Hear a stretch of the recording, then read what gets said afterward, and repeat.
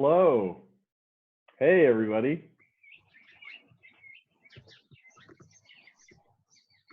Hi. All right. Hello. Hey. I guess we'll go ahead and get started here in a couple minutes. Let some people come in and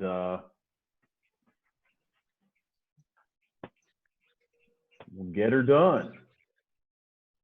Right on. Hey, hey.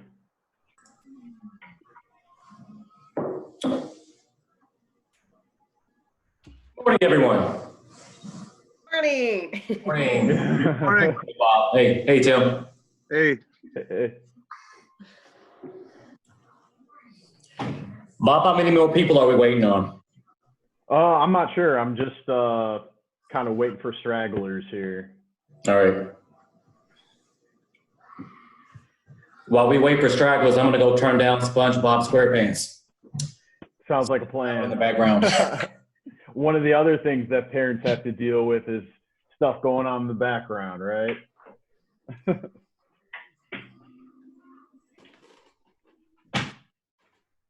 All right. All right, cool. I guess we'll go ahead and get started. It looks like Tim. Oh, there he is. All right. Hey, Tim. Eh. Hey, Tim, All your right. mic is muted. I don't know if you can see that or not. Thanks. Thanks. Thank you. Cool. All right. Well, I guess we'll get started. I guess we'll go ahead since there's a few people here. I guess I know Mr. Bussin because I had his student, but two of his daughters in my class. But Miss Moore, are you? Do you want to introduce yourself? Okay, so where do I even begin? My name is Kelly Moore. I'm a St. Louisan. I've worked at the International Institute for 17 years now, and my two children, my two girls go to St. Margaret. They're they're going to be in 4th and 5th grade. And then my 3.5-year-old is going to St. Margaret next year. So my life is going to be a little bit easier having all of my children at one school. So I'm excited for that. And I also do some cultural competency work at the International Institute. So I am always interested in group dynamics. I love makes the dream work. So I love teamwork. So that's why I was interested in this call. I like it. Cool. I can be sometimes a little opinionated. So I'll try not to be too opinionated. Oh, no, by all means, be opinion. Someone recently told me I was extreme, and I took it as a compliment. So I don't know. Some people don't like extreme personalities, which is totally cool. But I'm trying not to be so extreme. All right. Okay. Tim, did you want to do a quick intro? Sure. My name is Tim Bussin, of course. I've got two daughters at St. Margaret's, as Mr. Simber said. Josephine is in 6th grade, going into 7th. Beatrice finished 8th grade. She'll be a freshman at Coriezu next year. I don't know. I just saw the invitation, thought it looked interesting. And so here I am. Awesome. Thanks for having me. Awesome. And it looks like we have Miss Finneran, and I do apologize. It looks like it just says iPhone there. Oh, no, I don't have an iPhone. Apple and I had a divorce 5 years ago. I'm all about Androids and Lenovo's. Sorry, my video is acting weird. We've been doing a lot of technical changes in the last few weeks. So, and you just call me Erin, please. Oh, my goodness. Oh, okay. Mrs. Finneran's my mother. Gotcha. Will do. So, hi, everybody. Hey, and then we had someone that recently joined. I'm so sorry. It doesn't say your name. Hi, my name's Melissa.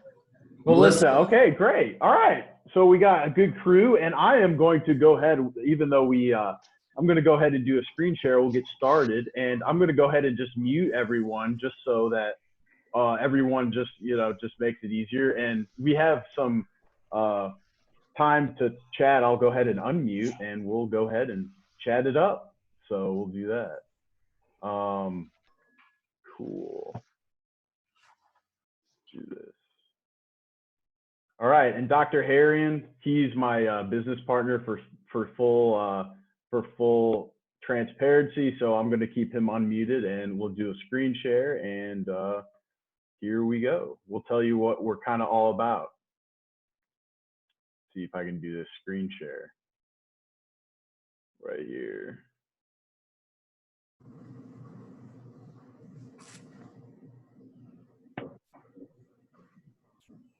All right.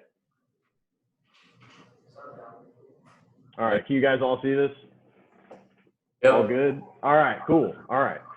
So this is kind of, we're just doing this because we felt like a lot of parents would need help with kind of juggling the system of distance learning, of dealing with work in one hand and kids on the other. And so we kind of just wanted to reach out and give you some kind of mental tricks to deal with all the madness, right? A lot of the crazy stuff that's going on, we want to give you some peace and some tips to do that. So today we're going to be talking about adapting our expectations for the unexpected.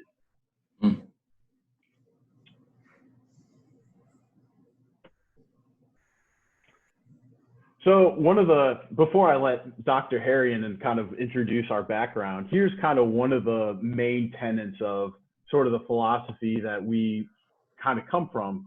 Marcus Aurelius, one of the famous Stoic philosophers, also a Roman emperor, he was big on saying the happiness of our life, the quality of our life, oftentimes depends upon the quality of the way that we think about things, the quality of our thoughts, right?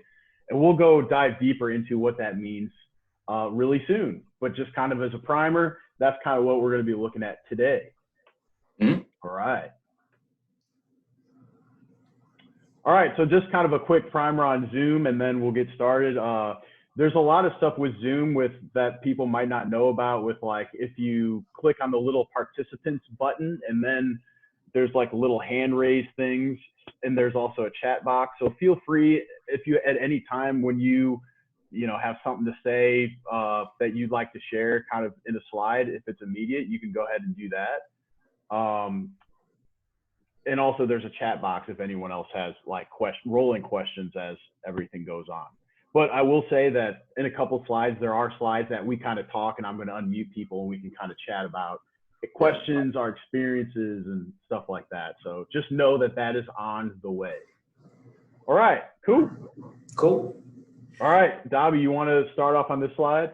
Yeah, I do. And by all means, Kelly, Tim, Melissa, you can call me Dobby. No need to be formal here. So I appreciate the intro. A little bit about myself.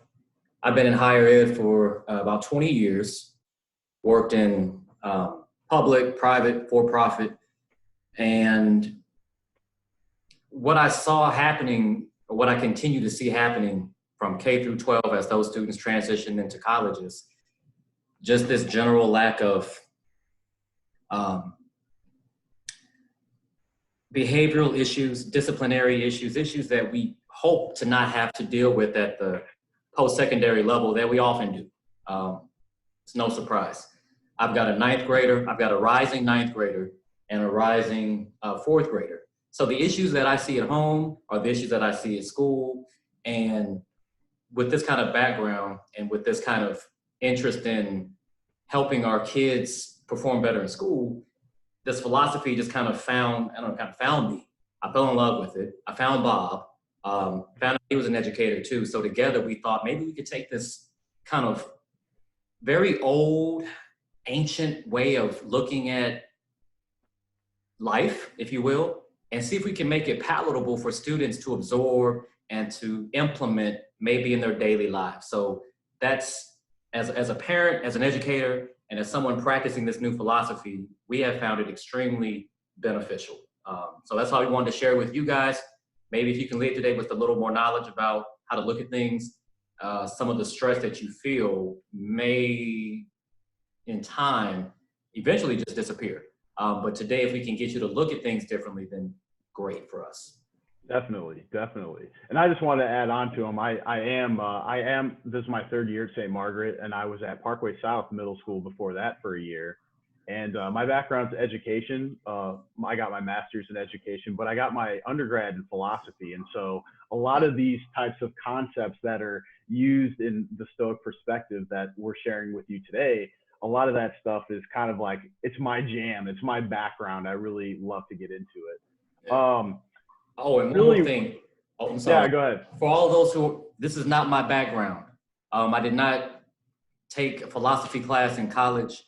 My master's is in public administration. My doctorate is in higher education leadership. So I didn't come into this until I was 40 years old. So don't feel like, you know, if you didn't grow up with this stuff, it's like beyond conceptualizing. It's really not. Sorry about that. That's a good point. That's a good point. And really, really quick, before we get into the kind of the meat of the lesson, what we do is, even though we're educators and really wanted to get into the educational sphere, we knew that you guys as parents trying to juggle all the stuff at home with your life, with children during this, you know, COVID, we were like, hey, maybe if we just offer seminars on how to do it, how people can better balance their lives right now, it would be beneficial. So even though we are in education, we are, you know, trying to branch out and help you guys out as well during this time.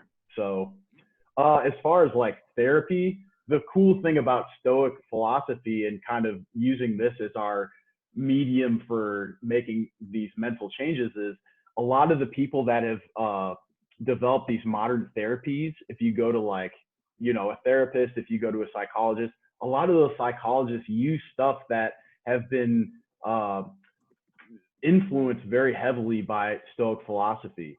In cognitive behavioral therapy and rational emotive behavioral therapy, which are these right here, a lot of those, Albert Ellis and Aaron Beck, the two pioneers of that, they were hugely influenced by Stoicism, and it shows in their writing. So that's the exciting link to that. And we see a public obligation. We see a huge public obligation for that. So that's why we're doing it. I see some people are doing stuff in the chat. Let's see what's going on here. See what's going on in the chat real quick. Sorry about this. I'm still trying to maneuver all this stuff too. I don't know where the chat box is. Oh, here it is. Okay, it was a question from Kelly. She was just asking where I was teaching. So. Oh, there you go. Yeah. Yeah. So I've got a little limited teaching experience, mostly at like intro to college classes at community colleges. Most of my background is in administration. But for those interested in my career, I've posted where I've taught and also where I've worked in the past. Awesome. Awesome.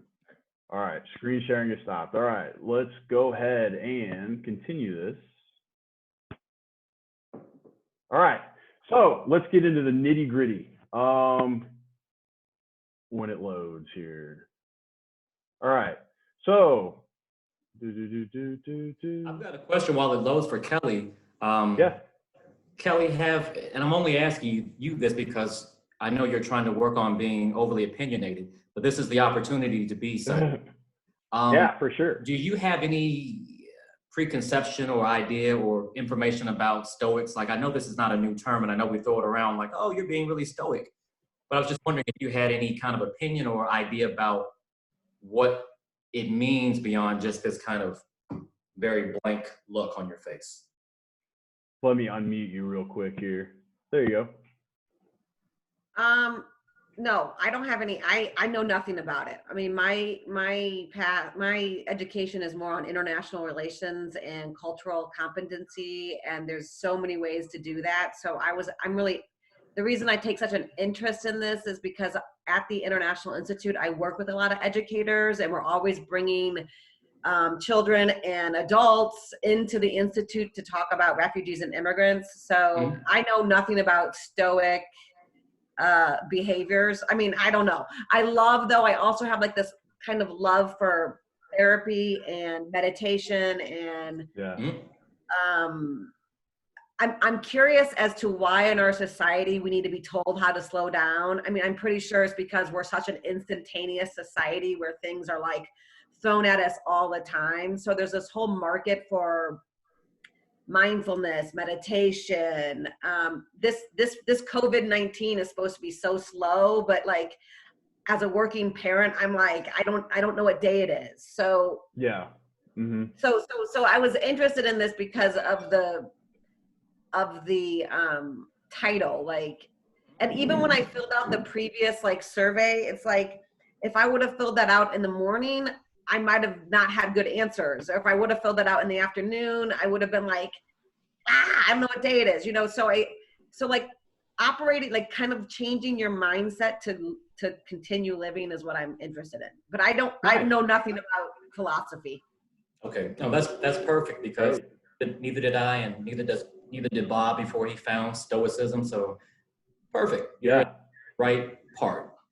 Yeah. Yeah. So yeah, and one of the things that we can kind of say with this current slide, can everyone see the slide, by the way? Thumbs up slide. No. Mine. It says I can file, see Bob. it, but it says I am screen sharing on this. Sorry, technical difficulties here. I think sometimes you can turn off screen share and then turn it back on. Yeah, I'll try that. Thanks, Tim. Sure. I think another thing to note is, like, I've really been interested lately in the intersectionality of everything, right? So you have education that needs to work with environmental people. I mean, social causes need to start combining their efforts, right? So you have like equity with children and schools combining with mindfulness, or there's so I'm always like, I feel like I'm a connector. So I have like people that I know, and I love connecting people. So that's the other reason why I'm on the calls. I think that the more combinations of efforts, the better we all can be. That might be a little too idealistic, but that's sort of the way my mind goes. Nice. Can you guys see the screen now? Yes. All right, cool. All right. So here's what we got. So here's kind of some of the goals that we got. I'm going to go ahead and mute some people right here, and then we'll unmute here pretty soon. Is that the short-term goal for us is a change in perspective, right? And that's kind of like building upon itself in small little increments. And we're going to maybe even get to that for some of you today, because it's a lot of this stuff is a huge mental change for us, right? As for the long goal, there's a huge change in how we think about the events that are outside of our control. And that's really what we're talking about. And that's in therapy, even a lot of times the therapist will ask the subject, is this completely in your control? Or is it something that, you just have to let happen in your life just because that's the way that life is taking you, right? And you're kind of along for the ride. So Dobby, did you want to add to this slide? Yeah, I had a great example. So my wife works at Walgreens, and she complains about it every day.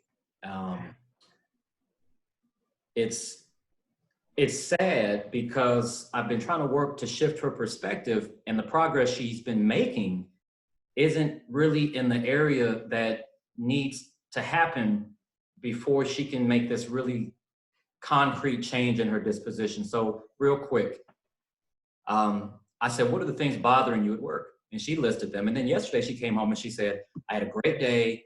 People were saying things to me. I didn't bottle it up. I said what I felt. I got it off my chest.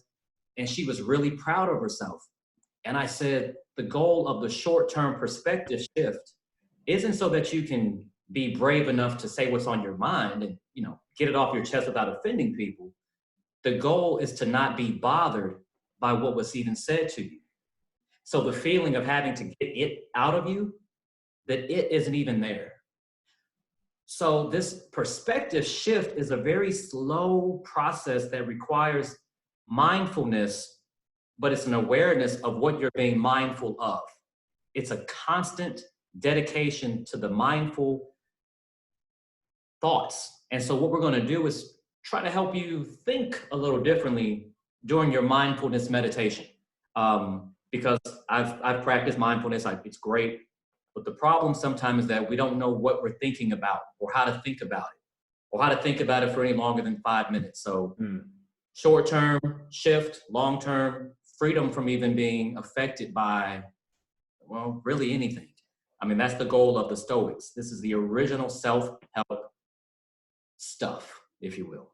Yeah.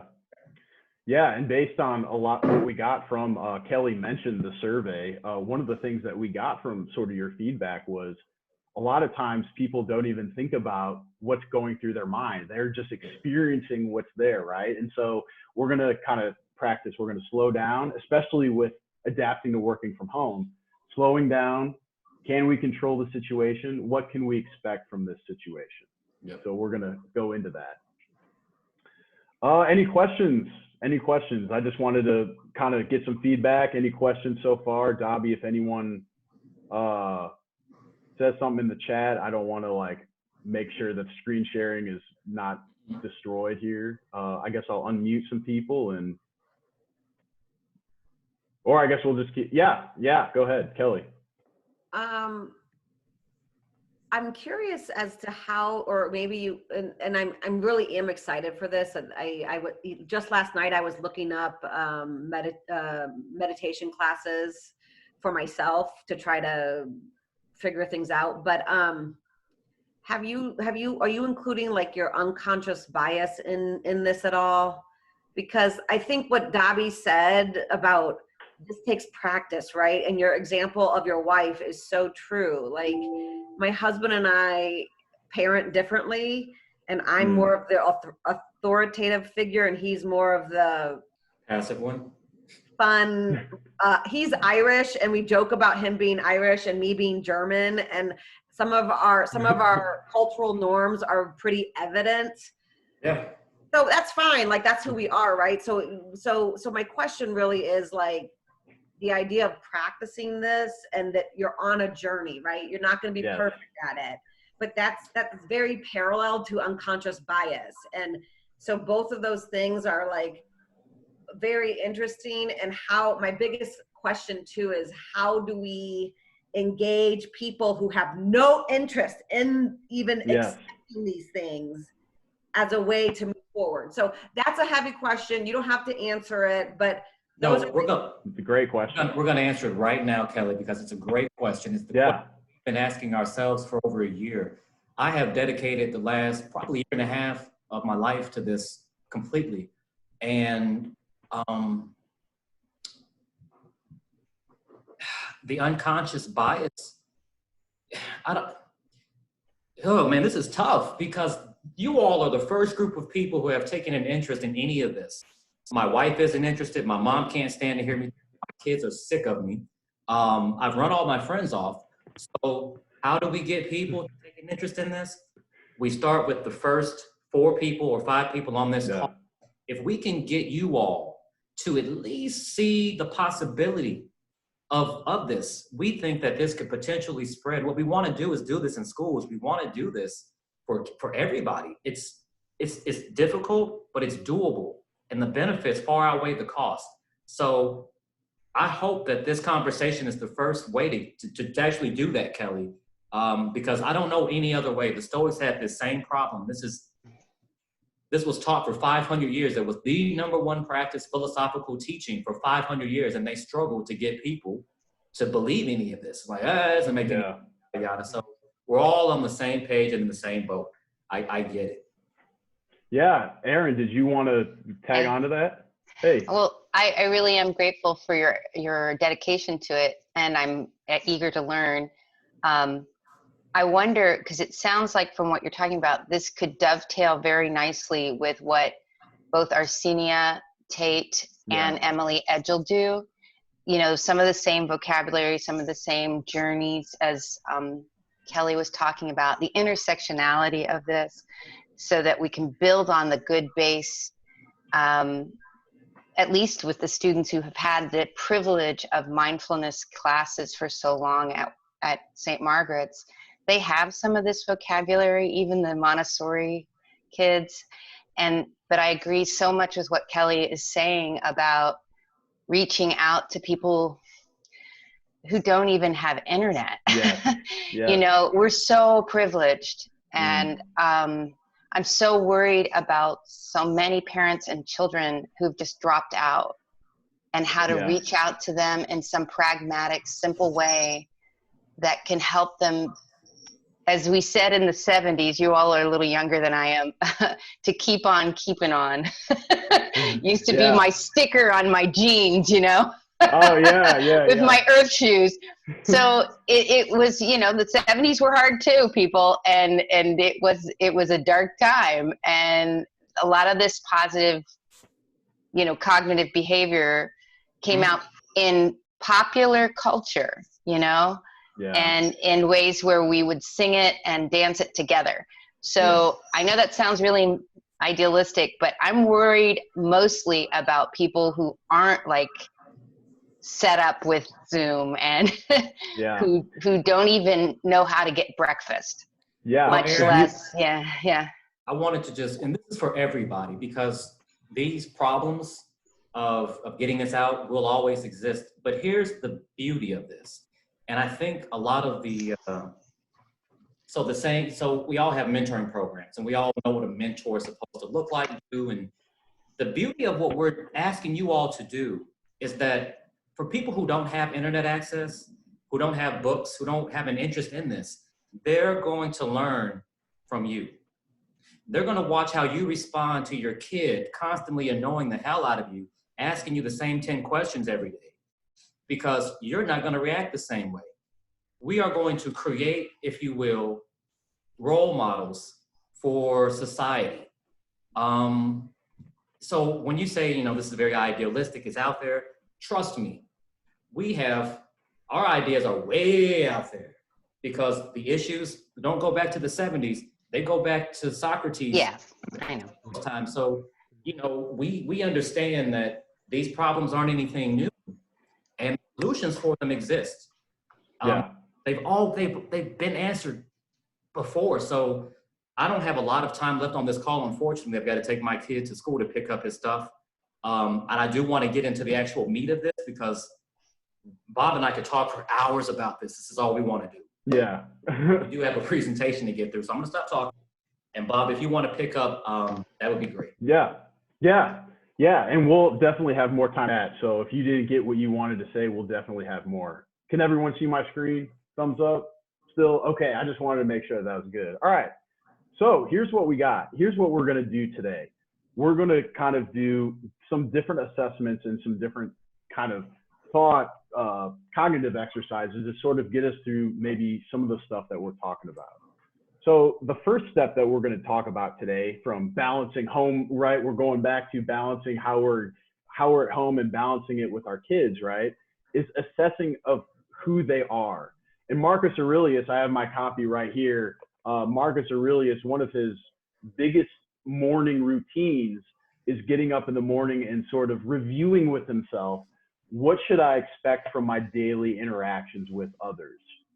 And so we are going to have the awesome opportunity to do that today, just so that we can sort of list out the different characteristics of our kids and other interruptions that are bound to come when we're working, right? Right.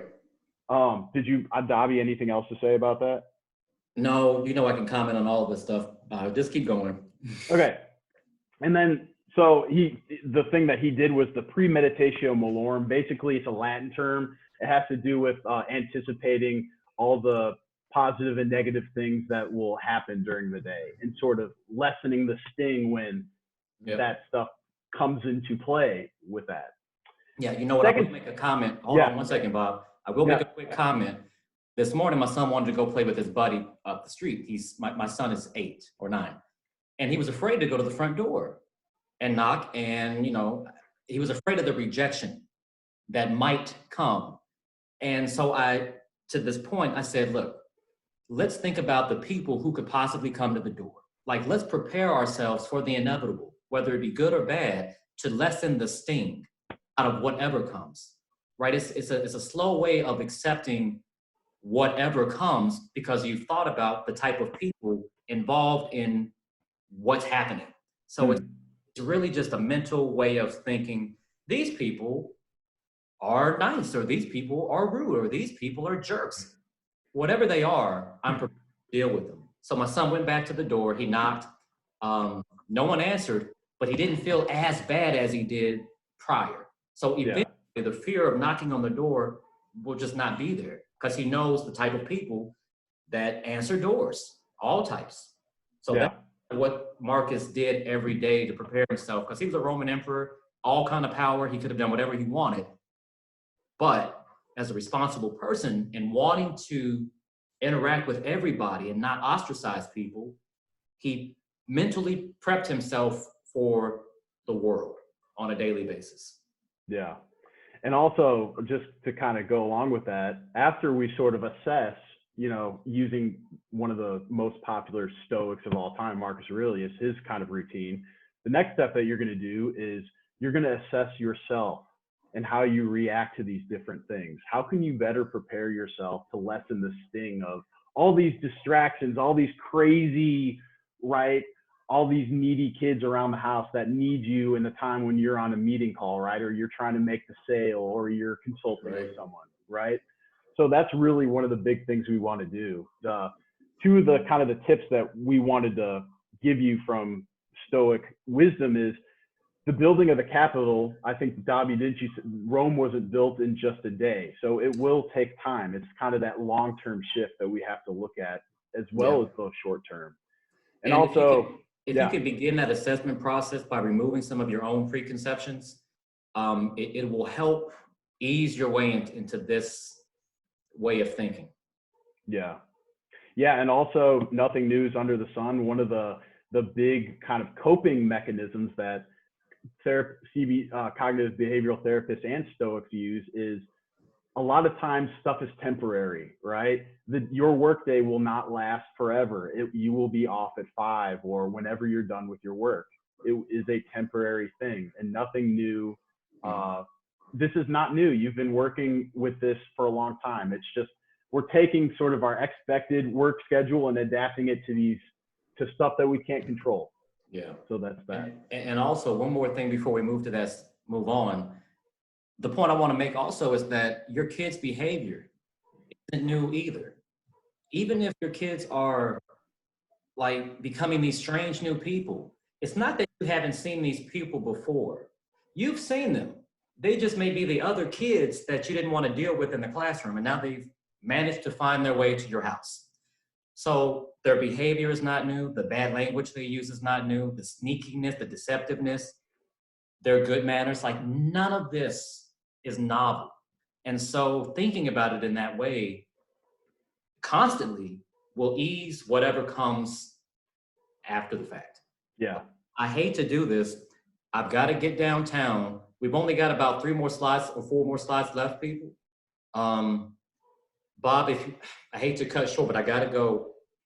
We'll meet up as a group next week. I'm curious to see how people take this. You would leave us some comments at the end, because we really want to do this on a weekly basis and see how people are making progress. And it will take time. Yeah. Yeah. Bob, I got to go. Thanks, everybody. Yeah. Aaron, Kelly, Melissa, thank you so much. Appreciate it. Cool. Definitely. Thanks, yeah. We'll be in touch. Okay. All right. So I guess, just going on, and here's what we got. So that's evaluating our impressions. So this is kind of the meat. This is the good stuff that we're going to kind of do an exercise with today.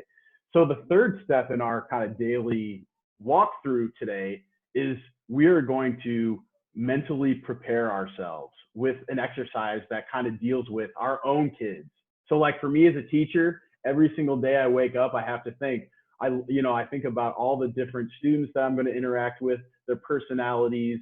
And in doing that, I'm not caught off guard by little Timmy in the corner is going, doing his little attention getting thing. And, oh, Sally's over there and she's, yelling at the top of her lungs and making those crazy jokes that she likes to do. These little quirks that everyone has. We're going to kind of lay those out plainly for us in order to premeditate and anticipate these types of things that we're going to deal with in our workplace at home. So I guess I'll keep questions aside. I guess we'll keep going because I don't want to waste anyone's time with any more stuff. I'll hold questions until the end so that we can get into the exercise. Does that sound good? Sound good? Okay, cool. So here's what we got.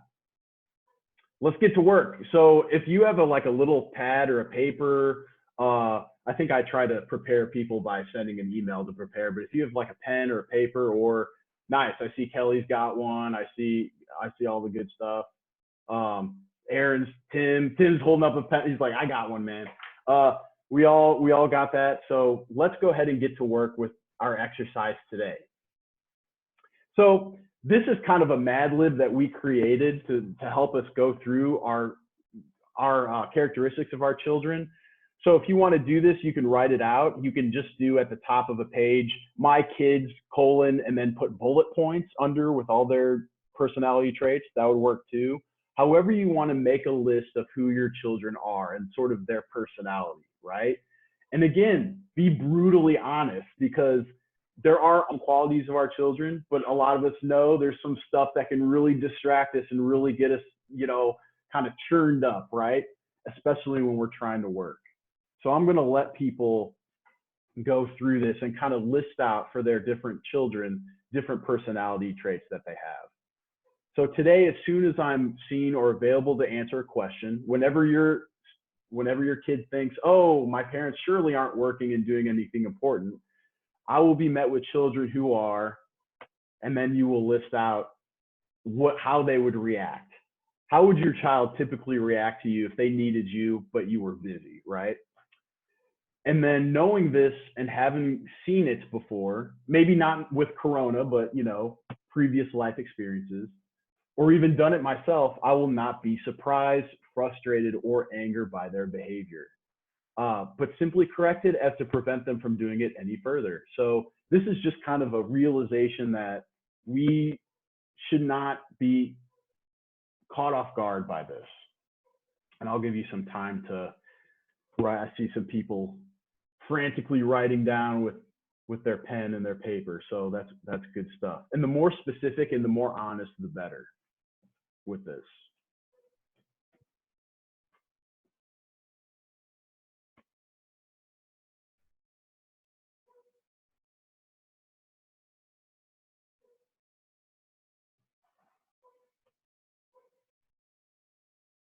Good stuff.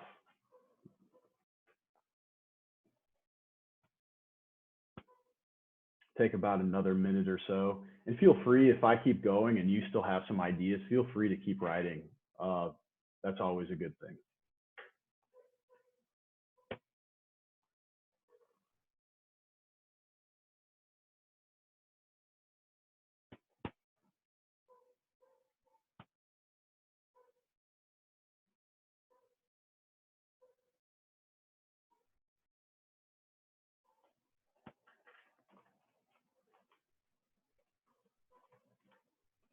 Yeah, and Aaron asked, do you want us to share in the chat? If you want to share it in the chat with others, feel free to do that. Just if you want to give people ideas about that, that'd be great.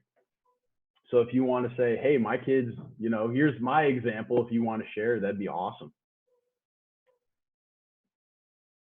Curious, impatient, stressed, hungry for structure, for sure, yeah. Hear that. Yeah.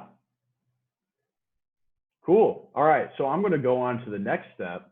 And if you keep wanting to post, someone else looked like they posted, they said, how would we include my feelings? My list would be long. Fair enough. If you just want to add a couple, that'd be good. But we're going to go ahead and go on, and I'll tell you what we're going to do next. All right. So this is what we're going to do in order to sort of develop ourselves and to kind of develop our strategy. It's always important, before even getting into the routine, getting into the meat of the day, it's really important to keep this mentally available, so to speak. So you can make all these different cognitive changes. You can start to tweak your mindset in, okay, I'm now preparing for this. Because a lot of people will tell you, and you probably experienced this too, that if you're caught off guard, the sting or the emotion that results is so much more, it's so much more intense, right? And so we want to make sure that we're getting into the expectation of the reality kind of matching our feelings with that. Let's see. I saw some more people post in the chat. Let's see what people are saying. This is so exciting to see what people are saying, especially from a parent perspective. Well, at least I thought, maybe not.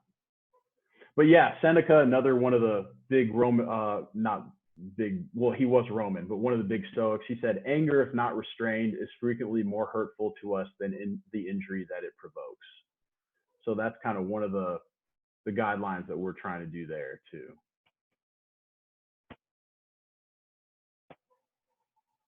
I don't know where there we go. Cool. And then the last step, so after kind of placing your mantra, placing your notes by your bedside, maybe you're the person that does it at night. I'm kind of a night owl, so that kind of works for me to do it at night as well. That could help you too. And then the third step, before we kind of open it up for some more like discussion, write down the number of times, and this is kind of post after you've been practicing. Write down a number of times that you recalled the list to reduce the number of ready-made responses to your usual triggers. So when someone comes to you and is hungry for structure, right? Someone was saying, how many times did you recall, oh, I expected this. My children, they need guidance in times of struggle. How many times do you, you know, someone said, oh, my kids are missing their friends. Well, how many times did I know that in a time like this, it's probably normal for parents to expect their kids to be sad without their friends. So this is kind of the challenge for next week, is that after you have the list, to see how many times you actually use that to your advantage, now that it's sort of out in the open, so to speak. So that's kind of the beauty of that. All right, moving on. And then, yeah, just kind of attaching onto that, report your progress for next week. I know that I say next week as in we're probably planning to have a seminar, and I know that the schedule doesn't work for some people. So we would love for you to attend next week, but if not, you can always email me through St. Margaret about your progress, and that's also a good thing as well to do that. So, all right.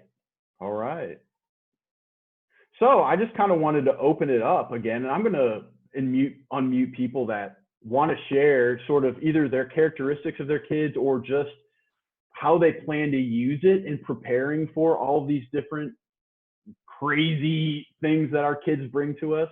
So I'm just going to open it up. I guess if you want to, you can raise your hand in the camera and I can see you, or you can use the little icon if you want to talk, and I'll go ahead and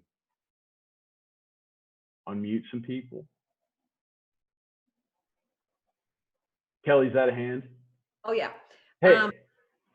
I'm sorry, I might have missed this in the beginning, but so if I'm referring this to other people, what are we calling this, or what is it? Stoic thinking, Stoic what? It's like called the premeditation malorum. It's a Latin term. It's for anticipating the routine, pretty much. No, but like the overall practice is called what? Like the overall theme of this. It's called the premeditation malorum. That's what the practice is actually called. It's just a really nerdy term for it. But mostly it's called, well, and also journaling, it also combines that too. But I guess what I'm asking is how, if I'm talking to regular people, one, I'm not going to remember the Latin term because I don't know. But if I like, you're even a step further, like you and Dobby, like, what are you calling it? I know you're calling it behavior mods, and I have that written down. But is it? And you said it's based off of Stoic. Is it Stoic thinking? Am I saying that right? Yeah. It's called Stoicism, Stoic philosophy. Yes, Stoic philosophy, and a lot of people today think of Stoic, and it's used as sort of this kind of almost rocky sort of macho type of thing with, you know, people that use it and they have no emotion and stuff like that. That's actually a very misinterpretation of what the classical meaning meant. So yeah, I think that's really fascinating, but even the word Stoic might be not understandable for people Yeah. even like, you know, like you're saying. So give me like your one-liner about this philosophy.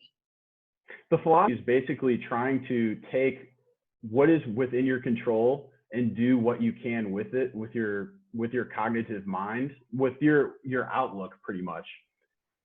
And the things that you cannot control, those things should not worry you. They should not have a huge effect on your daily walk through life. In a nutshell, that's pretty much what it reduces down to. Okay, thank you. No problem. The good question. Any other people want to share any last kind of things, or maybe stuff for next week that they have to do? I'm kind of curious about other people, what they say about you know, their children. What do they expect? I'm really curious about that. The issue I've been having more than anything is, you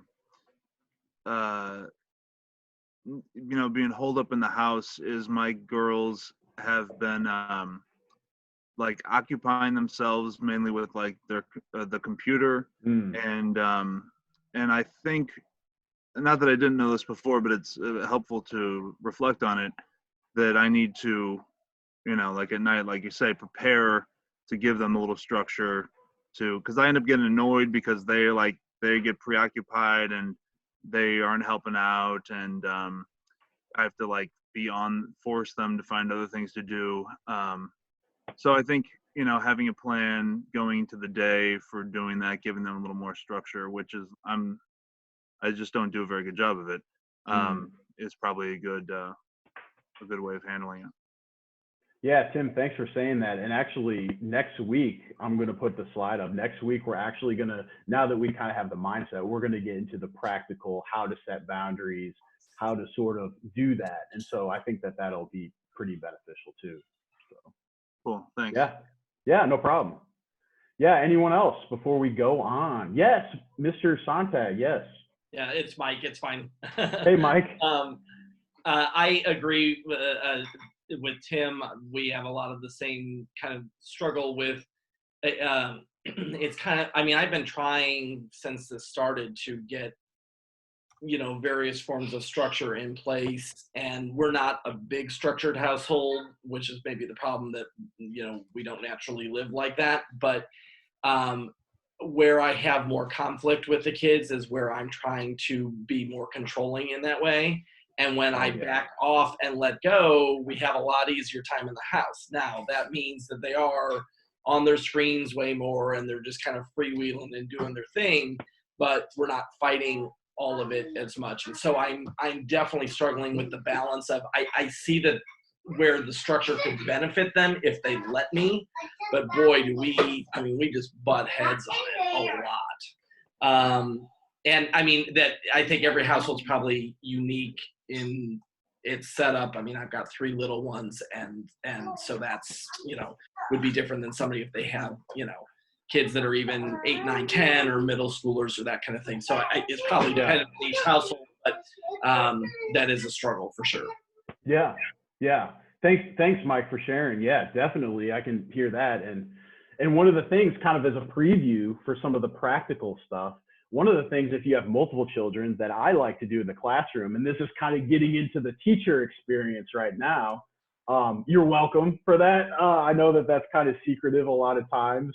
I like to joke about that because one of the things I tell my students is only 3 people can be at my desk at a time to ask questions. When it's like a really intense activity where my time is required a lot of places, I only tell them, okay, only 3 at a time. So like even simple stuff like that, like if you have more than 3 children, or maybe you have 2 and you say, okay, only 1 person at a time can come to me during these hours of the day or something like this. And you can tweak those however you need to for your benefit. And I think that that'll be a lot of good stuff for a lot of people. Anyone else before we kind of get into the final slide here, final couple slides? All right, cool. All right, so for our next seminar, as I was saying, setting practical boundaries. Since we have these mindsets, since we kind of have this thing of anticipation that we're expecting this is a crazy time, and we know our kids, right? And we know that they're going to act in certain ways during this time. Now that we have that, we can then start to apply some rules. Oh goodness, very exciting. And if you have time, please fill out the survey that I gave last week. If you need that, I can send it again if people kind of missed it. But that's really good about getting like times that work the best for everyone that can come to our meetings. And the feedback's really great to see what your needs are and what you need from Dobby and I for that. We'll send you an update, so stay tuned. I have you on my little mailing list that I kind of created for this thing, and that should be good. Aaron asks, what time are you anticipating for next week? I'm not sure yet. I'll have to look at some of the responses in the emails to see what best works for everyone. Yeah, screen time is a big, I'm also going to look at the chat because there's a lot of good stuff going on there.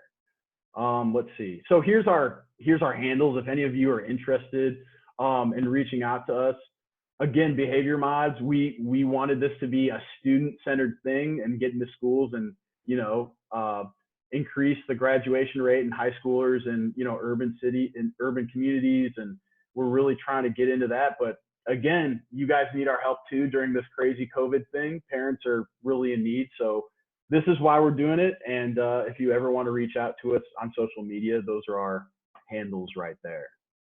So I'm going to open it up. I know that I don't want to be mishandling your time. Your time is very important, especially on a work day. So if you have to leave and if you need to head out, that's fine. But I'm just going to open the floor. And if anyone else has any other questions or just want to shoot the breeze, I'll go ahead and open that. So go ahead, feel free to unmute yourself. And if not, I will see you next week and see how you went, how everything went with your exercises, with your list. Thank you. Thanks for doing Yeah, this. no problem. Yeah, no problem. Thank you. Oh, do you have our like personal emails instead of like the St. Margaret thing? Oh, that's a good question. That's a good question. I only have what you gave to St. Margaret. So whatever is on there, that's all I have from the database. Or like, I think I accessed this through the what is that? That's correct. Whatever that goofball thing is. But like, I think I'll send you an email with my my work email, because I just do everything through my work email. Great. I mean, sometimes I miss fax stuff. I mean, I don't miss it, but I'm not like looking at it regular. Like I'm not looking at it like every minute of the day. Yeah, no problem. Yeah, that's definitely, if you want to send that to me, that'd be great. And then I know you probably already know this, but if we make it the same time every week, more people will probably be able to remember when it is. Yeah. So yeah. I love this stuff. I'm going to try to join every time, but like, I think somebody asked when is, like, again, I'm very flexible too. Like, I don't really need to know until 2 days ahead of time or something, but like if we kept it sort of similar times. But how many weeks are how many weeks are you planning this? That's a question, and I don't know. As long as people want to do it, I mean, this is what we're passionate about. We're trying to spread the word that there's a good way to. We're trying to make huge changes in communities because we think that behavioral incidents will go down in schools. It could even potentially lower crime if we can get to that, and that's it's a huge goal, but that's kind of where we're going with it. So like the other thing to think about, and I know that you're developing this, right? But I think Dobby has a point about it. The parents who are involved with these children, this could be a very good lesson for them as well, right? Like, yeah. So you're not. It's hard to kind of like, I struggle with this in my own work, like who my audience is, right? I've got adults sometimes, I've got kids other times, and so I'm always sort of trying to make my presentations obviously geared towards those audiences. So is your effort also hoping to reach those parents of those children, or is your main effort going to be on the children? Well, at first our main effort was going to be on kids, just because we're both in education and we both are passionate about it. But we kind of were talking, and talking about the potentially expanding it to parents and even maybe the corporate sphere, because there's a lot of issues with, you know, coworkers and stuff like that. So it has a wide application, definitely. So, yeah.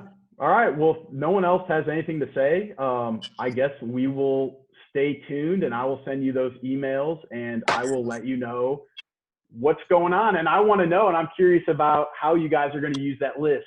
Remember, you guys have done this before. So I just want to encourage you guys, even though that this is a new experience, you know your kids and you know what to expect. So feel empowered by that. It's good stuff. So, all right. Thank you. All right. Thank you guys. See you guys. Take care.